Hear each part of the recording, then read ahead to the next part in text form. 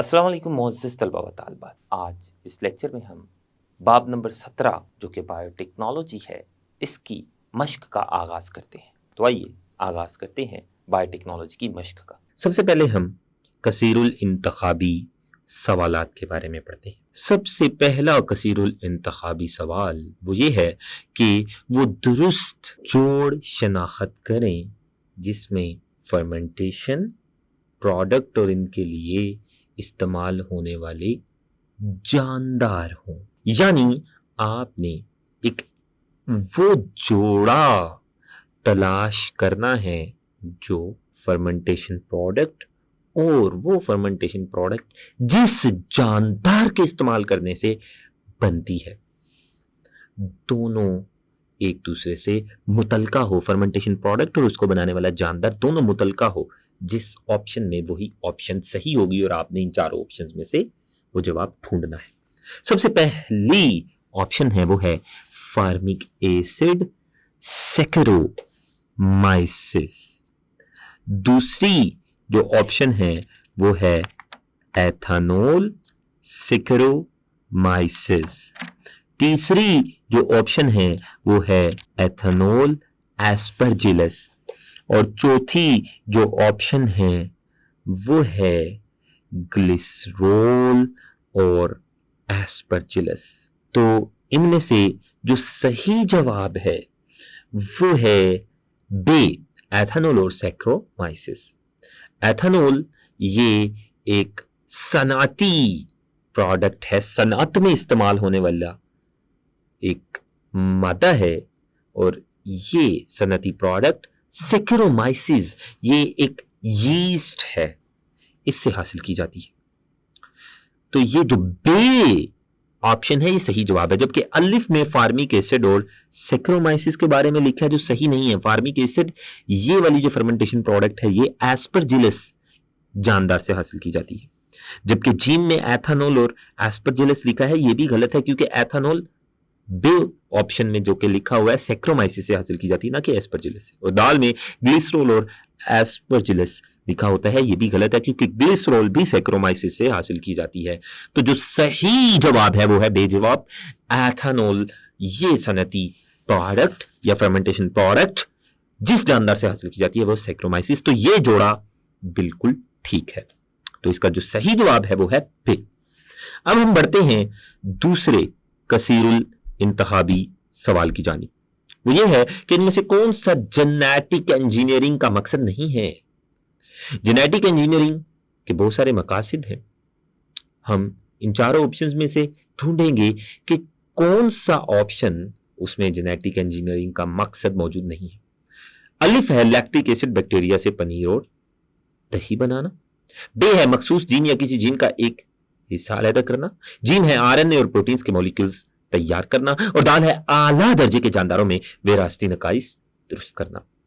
ہم نے genetic engineering کے مقاصد پڑھے تھے, اس میں مخصوص جین یا کسی جین کا ایک حصہ علیحدہ کرنا یہ بھی شامل تھا بے آپشن. جیم آپشن جس میں آر این اے اور پروٹینز کے مالیکیولز کو تیار کرنا یہ بھی شامل تھا. اور دال آپشن جس میں اعلیٰ درجے کے جانداروں میں وراثتی نقائص درست کرنا یہ بھی شامل تھا. لیکن جو الف آپشن ہے لیکٹک ایسڈ بیکٹیریا سے پنیر اور دہی بنانا یہ جینیٹک انجینئرنگ کے مقاصد میں موجود نہیں تھا جب ہم نے مقاصد پڑھے تھے جینیٹک انجینئرنگ کے. تو جو الف آپشن ہے یہ درست جواب ہوگا, یہ جینیٹک انجینئرنگ کا مقصد نہیں ہے. اب ہم بڑھتے ہیں کثیر الانتخابی سوال نمبر 3 کی جانب, جو یہ ہے کہ ان میں سے کون سی ایک وائرس مخالف پروٹین ہے. وائرس مخالف پروٹین یعنی اینٹی وائرل پروٹین. اینٹی یعنی دشمن, مخالف, وائرل یعنی وائرس کی مخالف پروٹین. ان میں سے کون سی وائرس کے مخالف پروٹین ہے؟ 4 مختلف آپشن ہیں جن میں سے سب سے پہلا آپشن یہ ہے کہ یوروکائنیز. دوسرا ہے تھائموسن. تیسرا ہے انسولین. اور چوتھا ہے انٹرفیرون. تو ان چاروں میں سے جو اینٹی وائرل یا وائرس کے مخالف پروٹین ہے وہ ہے انٹرفیرون. یہ انٹرفیرون یہ پروٹین وائرس کو مار ڈالتی ہے, اور یہ سب سے پہلے 1980 में विरासती तौर पर तब्दील शुदा माइक्रो ऑर्गेनिज्म में बनाई गई थी। ये हमने तफसील से जेनेटिक इंजीनियरिंग के कारहाय नुमाया में पढ़ा था। तो इसका जो सही जवाब है वो दाल है, इंटरफेरोन। ये एंटी वायरल या वायरस के मुखालिफ प्रोटीन है। तो जो चौथा कसीरुल इंतखाबी सवाल है वो ये है कि जेनेटिक इंजीनियरिंग का पहला मरहला कौन सा है। जेनेटिक इंजीनियरिंग के बहुत सारे मराहिल थे, जिनमें से सबसे पहला बुनियादी मरहला वो था दिलचस्पी का जीन अलहदा करना, जो कि जीन ऑप्शन है। तो जो जीन इंतखाब है ये दुरुस्त इंतखाब है, दिलचस्पी का जीन अलहदा करना। ये सबसे पहला बुनियादी मरहला है जेनेटिक इंजीनियरिंग का। फिर दूसरा जो मरहला था जेनेटिक इंजीनियरिंग का वो ये था कि जो जीन है उसको वेक्टर के अंदर दाखिल करना। और तीसरा जो जेनेटिक इंजीनियरिंग का मरहला था वो था रिकम्बिनेंट डीएनए को मेजबान जानदार में मुंतकिल करना। और चौथा था कि विरासती तौर पर तब्दील शुदा जानदार की नमू। और सबसे आखिरी था दिलचस्पी के जीन का काम करना। तो जो सही ऑप्शन है वो है दिलचस्पी का जीन अलहदा करना। ये जेनेटिक इंजीनियरिंग का सबसे पहला मरहला है। तो जीन ये सही और दुरुस्त जवाब है कसीरुल इंतखाबी सवाल नंबर 4 का। तो अब हम बढ़ते हैं मुख्तसर सवालात की तरफ। तो मुख्तसर सवालात में सबसे पहला जो मुख्तसर सवाल है वो ये है कि बायोटेक्नोलॉजी के हवाला से फर्मेंटेशन की तारीफ क्या होगी। फर्मेंटेशन की तारीफ हमने बायोटेक्नोलॉजी के हवाला से करनी है। तो बायोटेक्नोलॉजी के हवाला से जो फर्मेंटेशन की तारीफ बनेगी वो कुछ यूं बनेगी कि बायोटेक्नोलॉजी में जो इस्तिलाह फर्मेंटेशन का मतलब है वो है माइक्रो ऑर्गेनिज्म के बड़े कल्चर से किसी भी प्रोडक्ट का बनाना।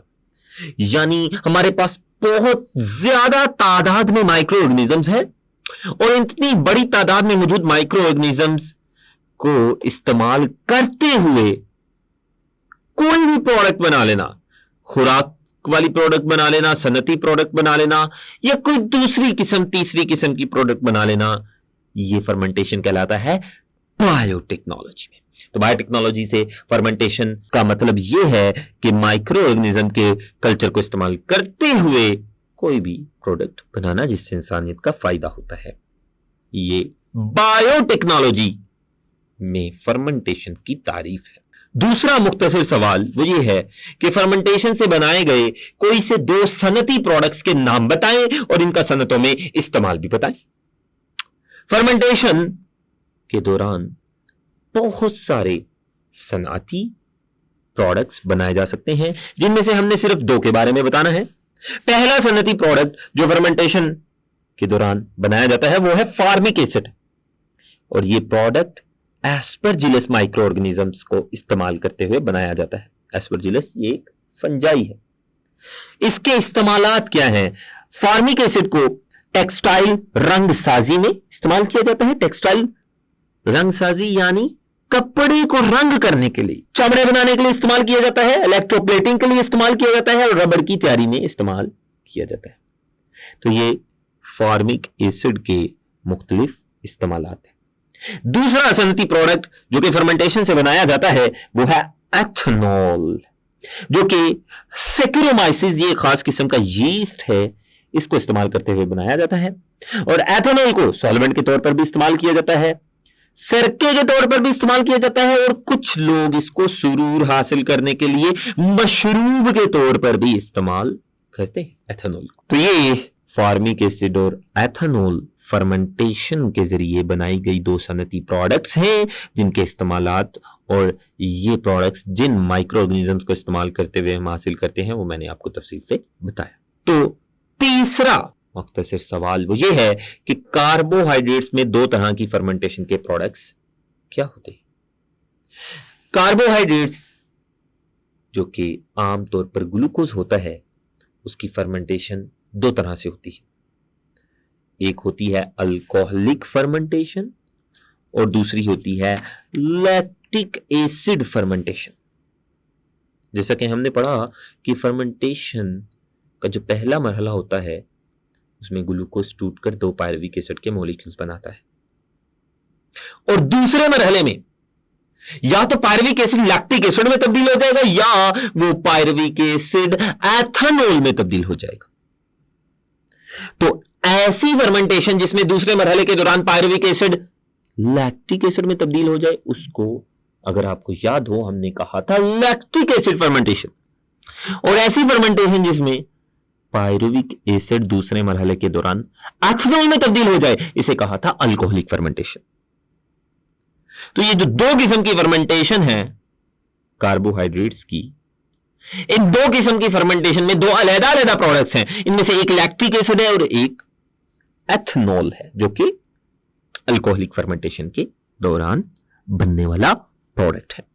तो ये सवाल नंबर 3 का मैंने आपको जवाब तफसील से बताया। अब हम बढ़ते हैं मुख्तसर सवाल नंबर 4 की तरफ, जिसमें यह है कि एक मिसाल दे कि जेनेटिक इंजीनियरिंग किस तरह बेहतर माहौल के लिए मदद करती है। जो जेनेटिक इंजीनियरिंग है इसने माहौल को बेहतर बनाने में बहुत अहम किरदार अदा किया है, क्योंकि आज हम माहौल से मुतल्लिक कई मामला से निपटने के लिए बायोटेक्नोलॉजी या जेनेटिक इंजीनियरिंग को इस्तेमाल कर रहे हैं। बहुत से मामलात माहौल में ऐसे हैं उनको हल करने के लिए हम जेनेटिक इंजीनियरिंग का इस्तेमाल कर रहे हैं, जिसमें आलूदगी को कंट्रोल करने के लिए, माहौल में जो इतनी सारी आलूदगी है, माहौल की आलूदगी को कंट्रोल करने के लिए हम जेनेटिक इंजीनियरिंग का इस्तेमाल करते हैं। इसके अलावा हम माहौल में तवानाई के काबिल तजदीद ज़राया तैयार करने के लिए, जिससे हमें तवानाई मिले और वो काबिल तजदीद हो, बार बार इस्तेमाल कर सकें, उनको तैयार करके उनसे तवानाई हासिल करना, यह भी बायोटेक्नोलॉजी की ही मरहून मिन्नत है। तबाहशुदा ज़मीनों को दोबारा तैयार करना, जो बंजर ज़मीनें हैं, यह भी बायोटेक्नोलॉजी की मरहून मिन्नत है माहौल को बेहतर बनाने के लिए। और बायोडाइवर्सिटी का तहफ़्फ़ुज़, हमारे माहौल में जो इतनी सारी इक़साम के जानदार मौजूद हैं, इनका तहफ़्फ़ुज़, इनकी हिफाजत, ये बायोटेक्नोलॉजी हमें बता रही है। और इसी तरह हमने बायोटेक्नोलॉजी के जरिए ऐसे बैक्टीरिया बना लिए हैं जो निकासी के पानी की सफाई करते हैं। निकासी यानी गटरों का जो गंदा पानी होता है, घरों और गटरों का, हम उस पानी में ऐसे बैक्टीरिया डाल देंगे जो हमने जेनेटिक इंजीनियरिंग के जरिए बनाए होंगे, और वो बैक्टीरिया उस पानी में जाकर पानी को साफ कर देंगे। तो ये था इस सवाल का तफसीलन जवाब, जो ये था कि जेनेटिक इंजीनियरिंग किस तरह बेहतर माहौल बनाने के लिए मदद करती है। तो अगर माहौल की आलूदगी खत्म हो जाएगी तो माहौल बेहतर हो जाएगा, और माहौल में गंदा पानी जो है उसको साफ कर लिया जाएगा तो माहौल बेहतर हो जाएगा, और माहौल में बायोडाइवर्सिटी का तहफ़्फ़ुज़ कर लिया जाएगा तो माहौल बेहतर हो जाएगा। और ये तमाम काम जेनेटिक इंजीनियरिंग आज सरअंजाम दे रही है। जो 5वां मुख्तसर सवाल है वो है बायोटेक्नोलॉजी से क्या मुराद होती है और इसे कैसे बनाया जाता है। 5वां सवाल वो ये है कि जीएमओ से क्या मुराद होती है और इसे कैसे बनाया जाता है। जीएमओ, इसको इंग्लिश में जेनेटिकली मॉडिफाइड ऑर्गेनिज्म कहते हैं, और इसे उर्दू में विरासती तौर पर तब्दील शुदा जानदार कहते हैं। विरासती तौर पर तब्दील शुदा जानदार ऐसा जानदार होता है जिसमें रिकम्बिनेंट डीएनए दाखिल किया जाता है, और ये रिकम्बिनेंट डीएनए उस जानदार, उस मेजबान जानदार की विरासती तरतीब को, विरासती सेटअप को जाके तब्दील कर देता है। इसलिए से इस जानदार को, जिसने डीएनए, रिकम्बिनेंट डीएनए को वसूल किया अपने जिस्म में, इस मेजबान जानदार को हम विरासती तौर पर तब्दील शुदा जानदार या जीएमओ कहेंगे, क्योंकि रिकम्बिनेंट डीएनए दाखिल करने के बाद इसका विरासती मादा ही तब्दील हो जाता है, इसलिए इसको विरासती तौर पर तब्दील शुदा जानदार या जीएमओ कहते हैं। और ये तब बनाया जाता है, ये तब बनता है जब रिकम्बिनेंट डीएनए तीसरे मरहले के दौरान जीएमओ या होस्ट बैक्टीरिया में दाखिल किया जाता है। रिकम्बिनेंट डीएनए आप जानते हैं 2 अलग-अलग किस्म के डीएनए जो 2 अलग-अलग जानदारों से हासिल किए गए, जब वो मिलते हैं तो एक नई किस्म का डीएनए बनता है, उसे रिकम्बिनेंट डीएनए कहते हैं। जैसा कि इंसुलिन जीन जो कि इंसान के डीएनए का हिस्सा है, जब वो प्लाज्मिड के साथ जुड़ता है जो कि बैक्टीरिया के डीएनए का हिस्सा है, तो रिकम्बिनेंट डीएनए बन जाता है। और ये रिकम्बिनेंट डीएनए जिस मेजबान जानदार के जिस्म में मुंतकिल किया जाता है उसको जीएमओ या विरासती तौर पर तब्दील शुदा जानदार कहते हैं। तो ये हमने बाब नंबर 17 जो कि बायोटेक्नोलॉजी था उसकी मश्क को मुकम्मल किया। अल्लाह हाफ़िज़। तो मोअज़्ज़िज़ तलबा व तालिबात, اس لیکچر میں ہم نے بایو ٹیکنالوجی باب نمبر 17 کی مشق کو بھی ختم کیا۔ مجھے امید ہے کہ آپ نے اس مشق کے تمام سوالات کو بڑے اچھے سے سنا ہوگا اور ان کے جوابات کو بڑے اچھے سے سمجھا ہوگا۔ اللہ حافظ۔